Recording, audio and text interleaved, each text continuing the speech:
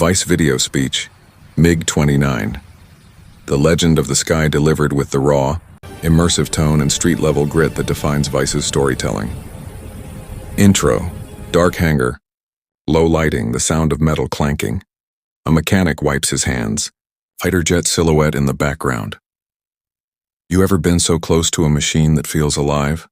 A machine so fast, so brutal, so precise that it blurs the line between pilot and steel? That machine is the MiG-29. The Mikoyan MiG-29 NATO reporting name Fulcrum isn't just a fighter jet. It's a message written in titanium and fire, from the Cold War straight into the 21st century. Tonight, we're not just looking at a jet. We're unraveling a legend, a story of survival, reinvention, and raw aeronautical power. This is the MiG-29. Scene cut. Archival footage of Soviet pilots suiting up, cold air bases, Russian commanders pointing to maps. When the MiG-29 first hit the sky in 1977, the game changed. This wasn't just another hunk of metal strapped with missiles. This was Soviet engineering with something to prove.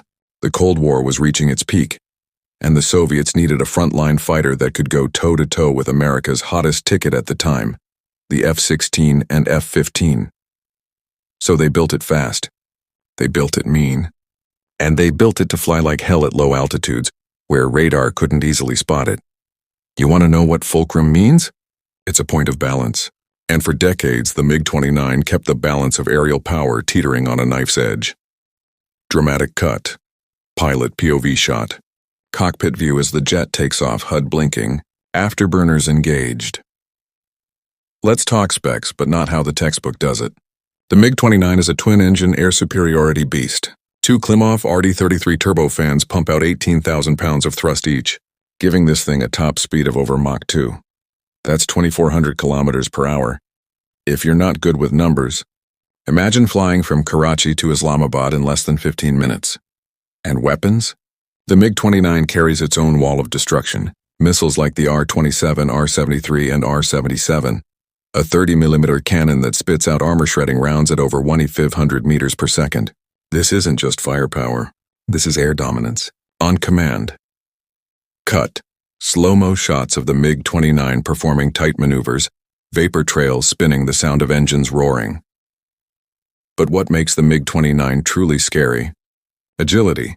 This thing turns like a cobra. It's got a high thrust-to-weight ratio, meaning it accelerates like a slap to the face. Its blended wing-body design lets it bank hard, brake hard, and dance between mountain peaks and surface-to-air missiles like it's doing ballet in the clouds. The MiG-29 was one of the first fighters to introduce the helmet-mounted sight, meaning the pilot just looks at the target. And the missile says, got it, no fancy joysticks, no complicated lock-ons, the eyes. That's all. Scene change, war footage, Iraq, Yugoslavia, Syria. MiG-29's in action, missile lock alerts buzzing. You want history? The MiG-29 didn't just sit in pretty brochures. It's been everywhere. Iraq flew them in the Gulf War. Serbia took them head-on against NATO jets in '99. India flies them to secure the Himalayas against intruders. Syria used them in civil conflicts. Africa, Europe, Asia. This jet has more stamps on its passport than you do. Was it always victorious? No. The MiG-29 took losses, especially when older models faced off against next-gen Western aircraft. But here's the twist, it always came back smarter, better, with upgrades. Cut here inside a Russian factory. Engineers working on new avionics. Modernized airframe parts. Enter the modern-day MiG-29 variants. MiG-29SMT MiG-29K.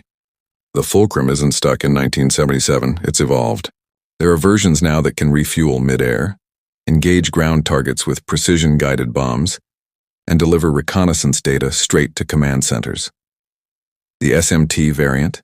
It comes with extra fuel tanks, advanced radar, and a multi-role redesign.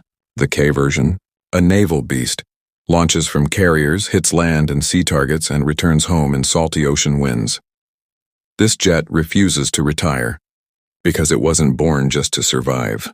It was born to adapt. Cut to interview. Pilot veteran sits in a dull room badly lit in a flight suit. Smokes a cigarette slowly. What's it like to fly the MiG-29? The pilot smiles, eyes half closed like he's remembering the first time he touched the sky. It's like strapping a rocket to your spine. You feel the engines. You don't hear them. You feel them. He pauses. When you go vertical in a MiG-29, you're not flying anymore. You're climbing out of Earth's reach. You understand power when your blood feels like it's pooling in your throat. Dramatic cut. Shots of conflict zones. Fighter jets lifting off at dawn. AAR traffic controllers yelling, radar screens blinking red.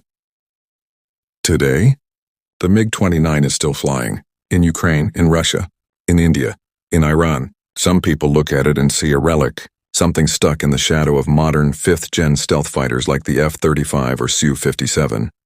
But what they don't get, what you might not get, is legacy. Legacy isn't about being newer, slicker, pricier, or having the radar signature of a mosquito. It's about proving you belong. Decade after decade, battlefield after battlefield. The MiG-29 has stared death in the face and said, "I ain't done." Kadisho montage of repainted MiG-29s with flag colors. Parade flyovers, young recruits gazing up.